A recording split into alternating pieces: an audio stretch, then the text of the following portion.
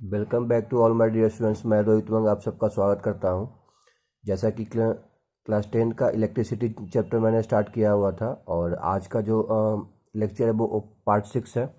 तो इसके पहले मैंने क्या क्या बताया था, पहले उसके बारे में आज बात कर लेते हैं। तो मैंने पिछले क्लास में इलेक्ट्रिक पोटेंशियल के बारे में मैंने बताया था और कूलम्ब्स लॉ पे कुछ क्वेश्चन मैंने किए थे, और आज मैंने बेसिकली बताऊंगा इलेक्ट्रिक फील्ड क्या होता है और उस पर कुछ न्यूमेरिकल्स करेंगे। तो चलिए आज का टॉपिक जो है वो इलेक्ट्रिक फील्ड स्टार्ट करते हैं। देखिए इलेक्ट्रिक फील्ड क्या होता है। इलेक्ट्रिक फील्ड के अगर बाय डिफिनीशन अगर कंसीडर किया जाए तो डिफिनीशन से ही इसका सेंस समझ में आ जाता है। डिफिनीशन इसका क्या कहता है, इलेक्ट्रिक फील्ड जिसके कारण होता है, electric field due to given charge. जैसे मैंने होता क्या है बेसिकली कि कोई भी अगर चार्ज हमारे पास है तो चार्ज है तो उसके आसपास क्या हुआ है, इलेक्ट्रोस्टैटिक फोर्स डेवलप होगा, है ना। दैट मीन्स कि इलेक्ट्रिक फील्ड एक वहाँ पे क्रिएट होगा। तो कहने का मतलब क्या हुआ कि उसी चार्ज के आसपास इलेक्ट्रिक फील्ड यानी कि वैसा स्पेस जहाँ तक चार्ज को मतलब इन्फ्लुएंस होता है, यानी कि चार्ज को प्लेस करने पे इलेक्ट्रोस्टैटिक फोर्स या तो अट्रैक्शन होगा या तो रिपल्सन होगा, उस चार्ज के कारण एक्सपीरियंस किया जाता है। कोई अदर चार्ज वहाँ पे अगर प्लेस करेंगे तो उस स्पेस में, है ना। तो इसे हम लोग क्या बोलेंगे, इसे हम लोग बोलेंगे कि इस तरीके से इलेक्ट्रिक फील्ड जो होगा वो बेसिकली उस चार्ज के सराउंडिंग होगा, ठीक है। तो इसको बाय डिफिनीशन अगर इसको लिखा जाए तो electric field due to a given charge, electric field due to a given charge is defined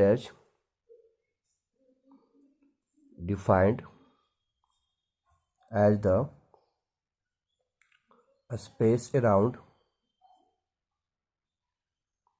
space around the charge in which charge experience in which electrostatic force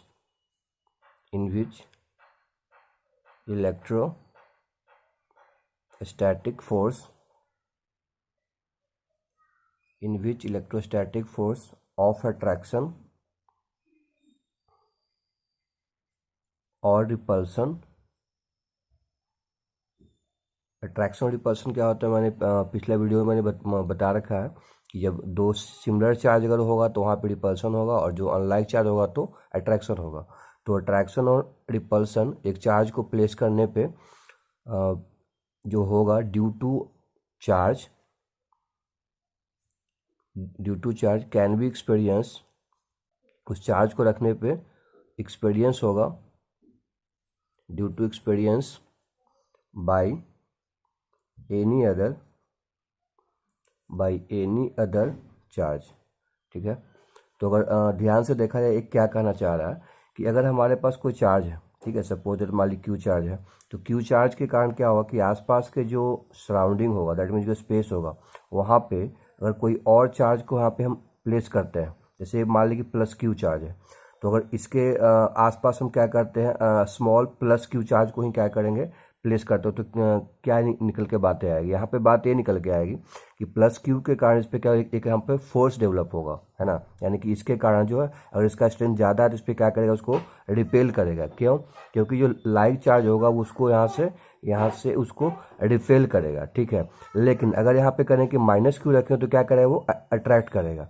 तो मेरा कहने का मतलब ये हुआ कि कहीं ना कहीं कोई एक चार्ज के प्लेस करने पे जो उसके आसपास एरिया में जो फोर्स डेवलप होता है ना उस स्पेस में, इसी इसी स्पेस को हम लोग क्या नाम देंगे, इलेक्ट्रिक फील्ड नाम देंगे।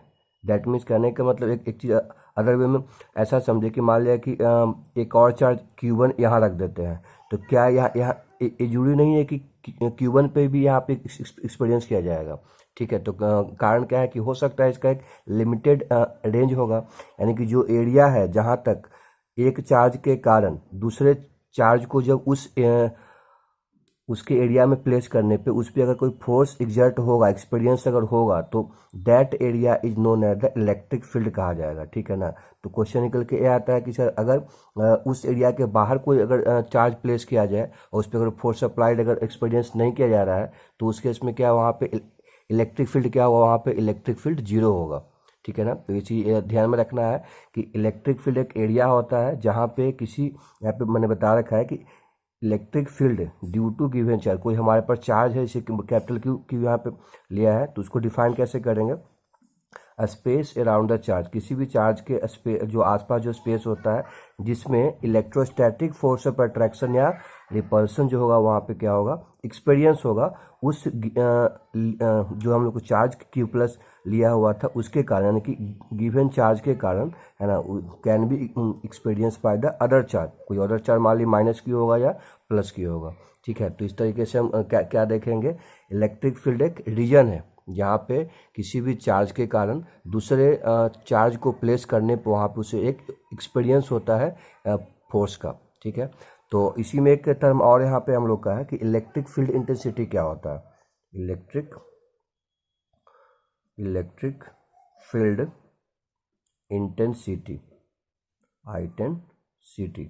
देखो इलेक्ट्रिक फील्ड इंटेंसिटी कहने का मतलब क्या हुआ कि अगर जहाँ पे हम जैसे कि हमारे पास ए प्लस क्यू चार्ज था, इसके आसपास एरिया में क्या हुआ कि एक फोर्स क्रिएट हुआ, तो कहने का मतलब क्या है कि किसी भी पॉइंट पे, मान लीजिए एक पॉइंट यहाँ पे हम लोग का ए पॉइंट है, तो ए पॉइंट पे जितना इलेक्ट्रिक फील्ड का स्ट्रेंथ होगा ना, उसी को हम लोग मतलब अगर ए पॉइंट पे कोई चार्ज यहाँ पे रखा हुआ होगा, तो जितना ए पॉइंट पे कोई चार्ज प्लेस करने पे इसके कारण जो यहाँ पे इलेक्ट्रिक फील्ड मतलब का जो स्ट्रेंथ यहाँ पे एक्सपीरियंस होगा ना, that will be known as the electric field intensity. तो इलेक्ट्रिक फील्ड इंटेंसिटी कहने का मतलब क्या हुआ, at any point is the strength of electric field at that point, it is defined as the force experience,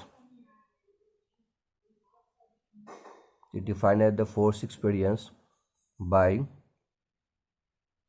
unit positive charge, placed at that point, ठीक है।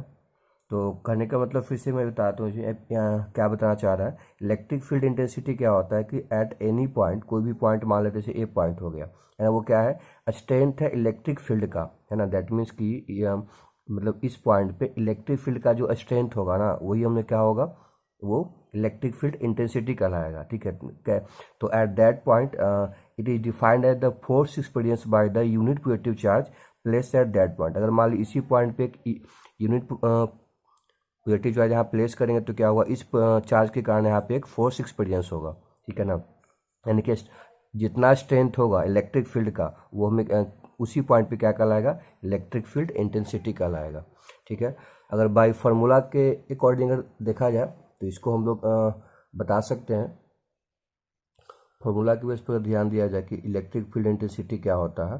जैसे कि आपने सपोज दैट कि अगर हमारे पास कोई फोर्स एफ है, कोई फोर्स एफ जो है किसी भी टेस्ट चार्ज पे, टेस्ट चार्ज मतलब कि जो इलेक्ट्रिक फील्ड में उसको प्लेस किए हुए हैं किसी भी पॉइंट पे, मान लेते हैं कि प्लस क्यू नोट है ना, तो क्यू नोट पे क्या हुआ, वो एक इलेक्ट्रिक फील्ड के कारण वहाँ पे एक फोर्स लगेगा, है ना। तो इलेक्ट्रिक फील्ड इंटेंसिटी अगर ई के द्वारा डिनोट किया जाता है तो ई का वैल्यू क्या हो जाएगा, फोर्स पर यूनिट जो चार्ज आपने रखा था वो वैल्यू हो जाएगा, ठीक है। यानी कि इलेक्ट्रिक फील्ड का जो वैल्यू निकल के आएगा वो क्या होगा, फॉर्मूला जो निकल के आएगा E equal to F by Q naught निकल के आएगा, ठीक है। तो यहाँ से अगर फॉर्मूला के मतलब सेंस समझ में हम लोग को आ गया। अब यहाँ पे देखेंगे क्या कि सर इलेक्ट्रिक फील्ड फोर्स के टर्म में डिफाइन हो रहा है, यानी वी कैन से कि यहाँ पे जो होगा इसका ये वेक्टर क्वांटिटी होगा, वेक्टर इलेक्ट्रिक फील्ड जो क्या होगा हम लोग का वेक्टर क्वांटिटी होगा। ठीक है, अब आगे बात करते हैं। इसमें हम एक चीज़ और ध्यान रखना है कि इसका जो अगर एसआई यूनिट अगर ध्यान रखा जाए, एसआई यूनिट इसका क्या होगा, है ना। तो ई का मतलब यहाँ पे क्या एफ बाई चार्ज होता है, फोर्स बाय चार्ज, यानी कि फोर्स का क्या होता था न्यूटन, और कूलम का सॉरी चार्ज का कूलम, तो यानी न्यूटन पर कूलम इज द, यानी कि न्यूटन पर coulomb is the SI unit of electric field intensity. ठीक है, जैसे कि अगर इसको दोबारा अगर बाई डायग्राम अगर समझने की कोशिश किया जाए, जैसे होता क्या है कि प्लस हमारे पास चार्ज एक है ना, और एक अब यहाँ पे एक और हम इसके आसपास सराउंडिंग में इसके आसपास एरिया में क्या करेंगे, एक और प्लस चार्ज को यहाँ पे प्लेस करेंगे। तो स्वाभाविक सी बात है, अगर इसका स्ट्रेंथ ज़्यादा है, कूलम्ब ज़्यादा अगर चार्ज ज़्यादा है, तो इस पर एक फोर्स लगाएगा इधर की ओर, ठीक है ना, जो रिपल्सिव फोर्स होगा। लेकिन अगर इसी चार्ज के पास में एक और हमारे पास निगेटिव चार्ज अगर आ जाए, तो क्या करेगा, अपनी ओर इसको क्या करेगा, वो अट्रैक्ट करेगा। मतलब इलेक्ट्रोस्टैटिक फोर्स यहाँ पे जो लगेगा वो क्या होगा, वो रिपल्सिव होगा, और यहाँ पे जो लगेगा सो वो अट्रैक्टिव होगा। ठीक है, चलो, तो यहाँ पे हम क्या देख रहे हैं कि चार्ज के कारण ही उसके सराउंडिंग में एक इलेक्ट्रिक फील्ड, है ना, मतलब वो डेवलप कर रहा है। ठीक है, तो और उसी इलेक्ट्रिक फील्ड में उसी और चार्ज को रखेंगे तो मतलब उस केस में क्या हुआ तुम्हारा, उस केस में उसी चार्ज पे भी एक जो फोर्स डेवलप हुआ था उसका उस पर एक फोर्स लगेगा, है ना, वो रिपल्सिव भी हो सकता है और तुम्हारा अट्रैक्टिव भी हो सकता है, डिपेंडिंग अपॉन कि कौन सा चार्ज वहाँ पे हम प्लेस कर रहे हैं।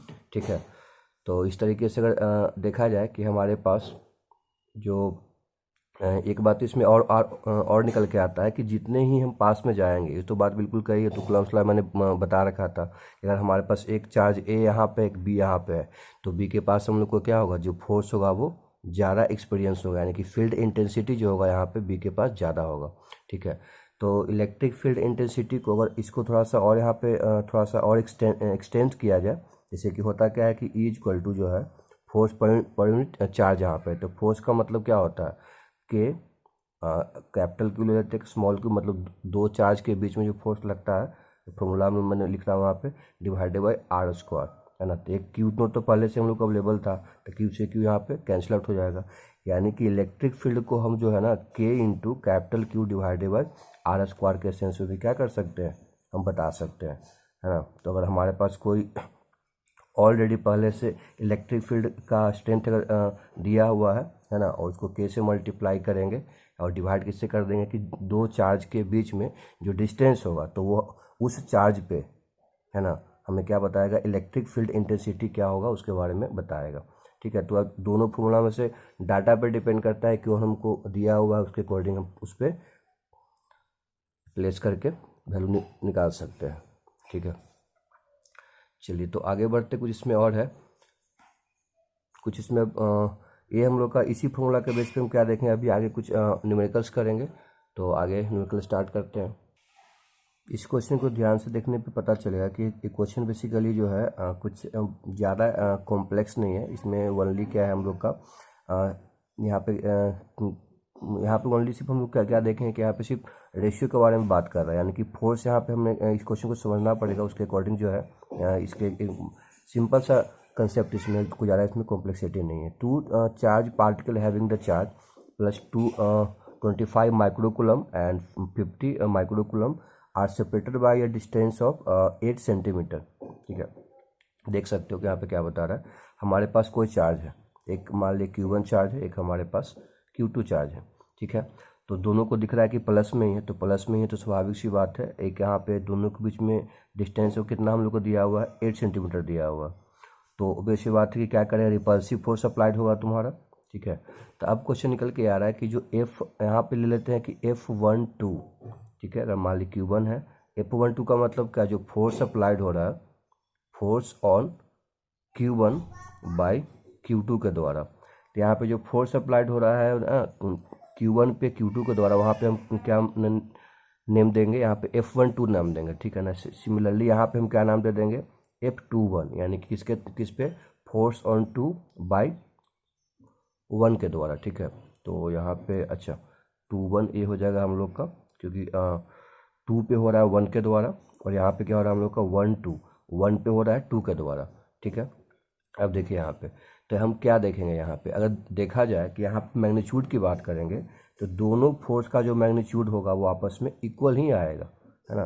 क्योंकि दोनों का हम लोग फोर्स का जो बेसिकली फॉर्मूला क्या होता है निकालने के लिए इलेक्ट्रोस्टैटिक में कि Q1 Q2 के into Q1 Q2 divided by R square. R दोनों के बीच में फिक्स है, Q1 Q2 दोनों को केस में लेंगे हम, है ना। के वैल्यू तो फिक्स कांस्टेंट होता है, तो उस केस में जो मैग्नीट्यूड होगा दोनों का सेम निकल के आएगा, यानी के into Q1 Q2 by R square. तो अगर कोई दो वैल्यू का कोई दो हम लोग को डाटा दिया हुआ है जैसे कि F21 और F12, यहाँ पे दोनों को निकल के सेम वैल्यू आएगा, तो उस केस में अगर रेशियो निकाले हो तो क्या निकल के आएगा, स्वाभाविक सी बात है 1:1 ही आएगा। यानी कि जो फोर्स दोनों ऑब्जेक्ट के एक दूसरे पे जो लगाएगा उसका रेशियो निकल के क्या हमको आएगा 1:1 निकल के आएगा। ठीक है, तो इस क्वेश्चन को आप ध्यान से देखे होंगे, तो इसमें कुछ ज़्यादा कॉम्प्लेक्सिटी नहीं था, है ना। इसमें सिर्फ ओनली कंसेप्ट था हम लोग को जो यहाँ पे समझना था। सेकंड क्वेश्चन देखते हैं। सेकंड क्वेश्चन में क्या कह रहा है कि चार्ज ऑफ -30 माइक्रोकुलम, यहाँ पे जो चार्ज है वो नेगेटिव चार्ज है, microcoulomb is placed at A 50 centimetre from another charge of +25 microcoulomb. यानी कि दो चार्ज, एक है -30 माइक्रोकुलम, एक हम लोग का +25 माइक्रोकुलम, उसके बीच में डिस्टेंस कितना दिया हुआ 50 सेंटीमीटर। सेकंड जी क्या उसको वैक्यूम में प्लेस किया गया है, तो दोनों के बीच में जो फोर्स होगा वो कितना होगा, यहाँ पे ऑप्शन दे रखा है कि न्यूटन में कितना निकल के आएगा। तो यहाँ पे क्या करेंगे, पहले हमको फोर्स निकालना है दो पॉइंट चार्ज के बीच में, तो हम क्या निकालेंगे, जो फॉर्मूला होता है F=K Q1 Q2 divided by R square. ठीक है, तो यहाँ पे हम क्या देखेंगे, के का जो वैल्यू तो आपको पता होगा कि 6 होता है, 9 × 10⁹ होता है ना। Q1 का वैल्यू यहाँ पे 30 है। ठीक है, तो 30 को माइक्रो कुलम है, तो कुलम में लाने के लिए क्या करना पड़ेगा, 10⁻⁻6 से मल्टीप्लाई करना पड़ेगा। ठीक है, और Q2 कितना है 25 माइक्रो कुलम, तो यहाँ पे कितना निकल के आएगा 25 × 10⁻⁻6 कुलम। ठीक है, डिवाइडेड बाय आर का वैल्यू कितना दे रखा था, आर का वैल्यू 50 सेंटीमीटर दे रखा था। यहाँ पे हम इसको क्या करें, सेंटीमीटर को मीटर में कन्वर्ट करेंगे, तो यानी कितना हो जाएगा 50/100, है ना। यानी वी कैन से क्या कि इसका स्क्वायर जो होगा वही वैल्यू हमको मतलब या इस आर का वैल्यू निकल के आर स्क्वायर जा रहा है। तो यहाँ से हम क्या देखेंगे कि अगर इसको हम सॉल्व करें तो 1/2 निकल के आएगा, है ना। तो 1/2 यानी कि 1/4, 4 ऊपर जाएगा हम लोग का, और 9 × 30 यानी कि 270, और 10⁻⁹ 10⁻⁻6, है ना। तो और क्या है 10⁻⁻6 है, तो उस केस में कितना निकल के आएगा हमको वैल्यू को -6 -12 और +9 यानी -3, यानी कि वैल्यू जो आएगा यहाँ पे हम लोग का 270 × 10⁻⁻3, है ना। और यहाँ से एक और चीज़ है 270 तो हो गया हम लोग का 25 4 ऊपर जाएगा तो कितना 100। ठीक है, ओके, तो यहाँ से वैल्यू निकल के हम लोग कितना निकल के आ जाएगा, फिर देखो आप देख सकते हो ना कि यहाँ पे एक जीरो इसमें आएगा, यानी 10⁻³ आ जाएगा, और -3 पहले से, यानी कितना 27 न्यूटन वैल्यू आएगा। ऑप्शन देख सकते हो आप, सेकंड ऑप्शन। ठीक है, तो इस तरीके से जो है हम देख रहे हैं कि यहाँ पे कुलम्स लॉ का इस्तेमाल किया गया ओनली, कुछ ज़्यादा इसमें कुछ है नहीं। जो फॉर्मूला जो डाटा दिया हुआ था उसको सिर्फ यहाँ पे कुलम में ना दे करके माइक्रो कुलम में दिया हुआ था, तो माइक्रो कुलम को क्या करेंगे कुलम में लाने के लिए 10⁻⁻6 से मल्टीप्लाई कर देना है। ठीक है, नेक्स्ट क्वेश्चन की ओर बढ़ते हैं। क्वेश्चन थर्ड में क्या कह रहा है कि 2 particle having the charge Q1 and Q2, दो चार्ज पार्टिकल उसका क्या है वो Q1 और Q2 है, उसको were kept at a certain distance. तो मान लिया कि Q1 है Q2 है, एक डिस्टेंस पे क्या किया गया है, इसको प्लेस किया गया, उस डिस्टेंस का नाम ले लेते हैं कि R है। ठीक है, और कहता क्या है कि उसके बीच में क्या है ना, एक दूसरे पे F फोर्स लग रहा है ना। वो क्या कर रहा है, एक दूसरे पे F फोर्स लगा रहा है। ठीक है, दोनों मान लेते हैं कि पॉजिटिव चार्ज है। तो if the distance between the two charge is reduce to half. अच्छा, अब कहता है क्या कि इस R का वैल्यू को R/2 कर दिया जाए, है ना। तो Q1 और Q2 क्या हो जाएगा, हम लोग को थोड़ा सा और नज़दीक आ जाएगा, R/2 कर लेते हैं। तो अब पूछा जा रहा है कि अब ऐसा करने पे फोर्स का जो वैल्यू होगा न्यू, है ना, वो क्या निकल के आएगा। ठीक है, तो स्टार्टिंग में क्या था हम लोग का, जब R था, तो जब R था तो F कितना हम लोग का था K × Q1 Q2 divided by R square, है ना। अब यहाँ से देख सकते हैं कि जब उसको हाफ कर दिया जाए उसके बीच के डिस्टेंस को, तो कितना आ जाएगा F1 = K Q1 Q2 divided by R/2 का द होल स्क्वायर। ठीक है, तो ऊपर चला जाएगा हम लोग का, यानी कितना हो जाएगा 4k⁴ ये जो वैल्यू है वो किसका वैल्यू दिया हुआ, हम लोग का F का दिया हुआ, यानी कि जो नया जो फोर्स निकल के आएगा हम लोग का वो पुराने वाले फोर्स का 4 टाइम्स हो जाएगा, ठीक है ना। यानी किसी भी दो चार्ज पार्टिकल दिया हुआ है उसके बीच का पहले का कुछ डिस्टेंस होगा, और जैसे ही उसको हम हाफ कर देते हैं उसके बीच के डिस्टेंस को, तो उसके इसमें क्या होगा, जो फोर्स लगेगा पहले के कंपेयर में है ना 4 गुना ज़्यादा लगेगा, ठीक है। तो इस तरीके से थर्ड क्वेश्चन कंप्लीट हो गया। आगे क्वेश्चन को बढ़ते हैं। इस क्वेश्चन को ध्यान से देखिए, इसमें क्या कह रहा है कि body has 80 microcoulomb of charge, ठीक है। हमारे पास एक चार्ज है, वो कितना, उस पर एक बॉडी है, उस पर चार्ज कितना है 80 माइक्रोकूलम है, ठीक है। तो क्या कहा जा रहा है कि number of additional electron on it will be, मतलब कितना इस पे इलेक्ट्रॉन होगा, है ना। तो मेरे को पता है कि सर 1 कूलम में जो चार्ज होता है वो कितना होता है, 1 कूलम में चार्ज होता है 6.25 10⁻⁻18 इलेक्ट्रॉन, ठीक है। तो हम देखते क्या है कि 1 कूलम में जब इतना इलेक्ट्रॉन होता है तो हमारे पास इतना कूलम है, तो ऐसा करते हैं कि माइक्रो कूलम को हम चेंज कर देते हैं, यानी 80 माइक्रो कूलम इक्वल टू कितना हो जाएगा 80 × 10⁻⁻6 कूलम हो जाएगा। तो अब क्या करना है ना, 80 माइक्रो कूलम को क्या करेंगे हम मल्टीप्लाई कर देंगे कि कितना नंबर ऑफ इलेक्ट्रॉन हमको चाहिए, तो 80 × 10⁻⁻6 मल्टीप्लाई इतना, क्योंकि 1 कूलम में इतना इलेक्ट्रॉन होता है, तो 6.25 मल्टीप्लाई 10⁻80 इलेक्ट्रॉन। तो यहाँ से हम क्या देखेंगे, इसका वैल्यू फाइंड आउट करोगे तो 80 multiply 10⁻⁻6 multiply 625 divided by 100 multiply 10⁻18, ठीक है। तो यहाँ से हम ऐसा कर सकते हैं कि 625 है, कटेगा हम लोग का 25 5 बार में कटेगा हम लोग का, ऐसे कर सकते हैं 24 जा 25 जा, इसके अलावा 5 से भी ये कटेगा, तो 5 से 125 बार में कटेगा, तो 4 मल्टीप्लाई 125 यानी कितना हो जाएगा हम लोग का वैल्यू 500, है ना, मल्टीप्लाई 10 की पावर कितना 12 हम लोग को आएगा यहाँ पे 10 के पावर 12, यानी कि जो वैल्यू निकल कितना आ जाएगा हम लोग का यहाँ से 10 के पावर 12, यानी कि यहाँ पे 5 मल्टीप्लाई ये जो 100 है यहाँ चला जाएगा, तो 10 के पावर 14 इलेक्ट्रॉन अवेलेबल होगा 18 माइक्रोकूलम चार्ज पे, ठीक है। नेक्स्ट क्वेश्चन की ओर बढ़ते हैं।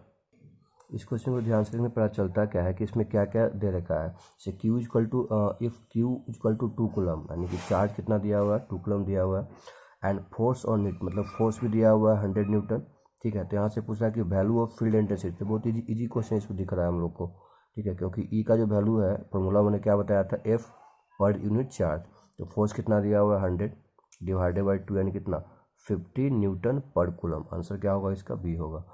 तो आज के क्लास में जो है इतना मैंने बेसिक क्वेश्चन किया था, और फील्ड इलेक्ट्रिक फील्ड इंटेंसिटी क्या होता है मैंने उसके बारे में बताया, और तो आई होप सो कि आप लोग को बड़ा इंटरेस्टिंग लगा होगा, कंसेप्ट क्लियर हो गया होगा आप लोग को। तो अगले क्लास में जो है हम लोग का टॉपिक वो हम पढ़ेंगे प्रॉपर्टीज़ का, बचा हुआ रहेगा हम लोग का कि इसका लेंथ थोड़ा सा बड़ा हो गया है, तो प्रॉपर्टी थोड़ा सा अगले क्लास में बात करेंगे, और उसके बाद अगर टाइम बचेगा ही तो इलेक्ट्रिक पोटेंशियल स्टार्ट करेंगे, ठीक है। क्योंकि तो आई होप सो कि आप लोग सारा इस चैनल को सब्सक्राइब कर लिए होंगे, और इस वीडियो को लाइक करना नहीं भूलिएगा, और इस वीडियो को ज़्यादा से ज़्यादा शेयर कीजिए कि जहाँ पे जो इसके नीडी पीपल है उनके पास पहुँच जाए, और आप लोग इस चैनल पे हमेशा बने रहिए, प्यार देते रहिए, और आज के लिए इतना ही। You guys are amazing, keep learning, keep reading, you are the future. Thank you so much.